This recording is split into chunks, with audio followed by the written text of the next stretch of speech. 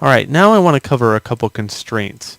And these constraints we're going to be using all the time, so I want to just put them in the reference area first to introduce them to you, and then we'll look at practical application for them later on. So the first one is the Ik constraint.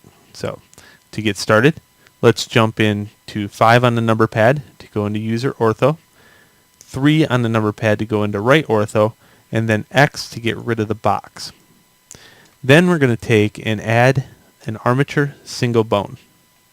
We'll take this bone and we'll put it up here.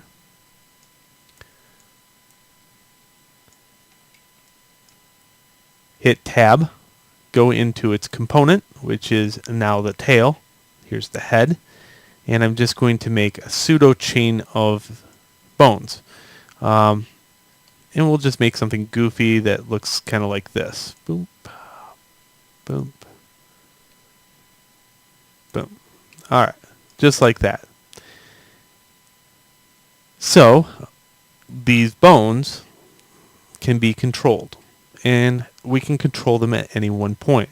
Now we can key them all at once or separately. We can make groups of bones and key the groups of bones. But what's really important is to know what a constraint is, and then we'll get used to using them later on. In pose mode, let's grab this bone. Let's go in here and go to bone constraints and add an Ik. Okay, so the Ik one, inverse kinematics, which is located right here. Right now, this has a chain length of 0. So it means from 0 to this, it has full control. So what I can do is now grab this bone and move it around, and it controls all the other bones. So it could be a pile driver, it could be whatever you want it to do in your imagination. Bam, stinger, whatever. Okay, and if we want to move it back, we can, just like that. And don't forget that this has a transform. So if we hit N on the keyboard, you can see that transform, and now it's moved all over the place. Well, we could move it back if we wanted to. We can put it back at 0 and 0.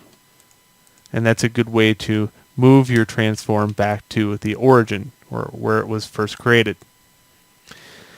Alright, just know that the Ik can be controlled only 2 bones, or 3 bones, or how many bones we want, all the way up the chain. So in this case, I could put the chain length as 1.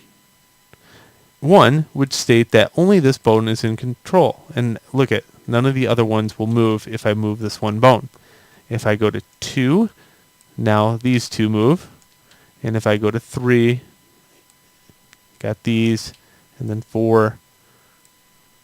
Now, the advantage of this is, the fact is, you might want to tell it where to stop. Because let's say we had a scorpion, and he had like 200 bones. Well, if you had this at 0, it would affect all the bones. So you have to tell it where to stop as far as the Ik is concerned. And what this does is gives us a nice little thing to animate without animating the entire thing. Alright, cool. So that's Ik in a nutshell. Again, we're going to be using it in practical application, but know, one more thing. It has an influence. So let's say I put the influence down to 0. It doesn't have any influence. 1 has all influence. And why that's important is the fact that in animation terms, we can turn Ik on and off. And this can be keyed. I can right click and say insert a keyframe. On 0, it has all control. And if I go down here, put this down to 0, right click keyframe, now it has from here to here, and then it shuts off. And it could be a single frame, or it could be 2,000 frames. But it's on and off. Alright, so that is the Ik constraint. Let's go on to another constraint that we're going to be using a lot.